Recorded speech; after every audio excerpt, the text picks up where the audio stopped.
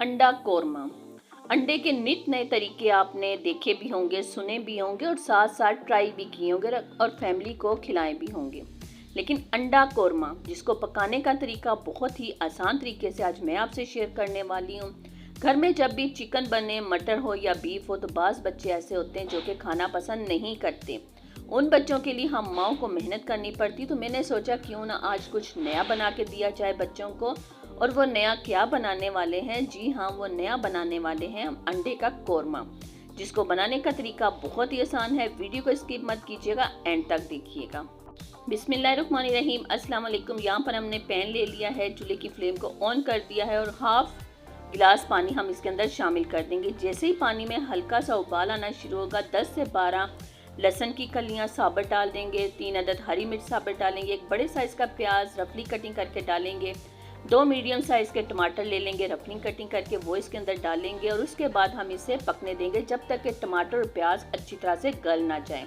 यहाँ देख सकते हैं आप, टमाटर और प्याज अच्छी तरह से गल चुके हैं, लेकिन पानी फिर भी थोड़ा पैन के अंदर मौजूद है।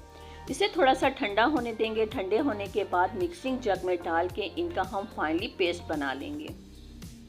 बहुत ही मज़ेदार, बहुत ही आसान तरीके से आज मैं आपसे शेयर करने वाली हूँ अंडा कोरमा बनाने की रेसिपी।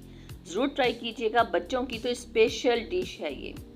यहाँ पर जी हमने इसका पेस्ट बना लिया है। एक कढ़ाई ले ली है, उसके अंदर 1/3 कप सबसे पहले कुकिंग ऑयल जाएगा, कुछ खड़े मसाले, हाफ टेबल स्पून साबुत ज़ीरा और 1 टीस्पून हमने इसमें हल्दी पाउडर डाल दिया है।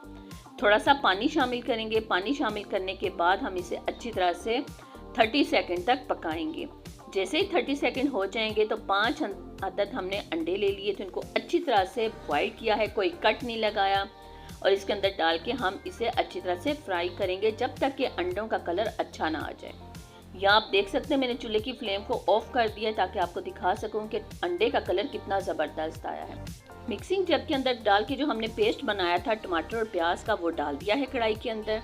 कुछ मसाले इसमें शामिल करेंगे। मसालों में हम सबसे पहले शामिल करेंगे हाफ टेबल स्पून ज़ीरा पाउडर,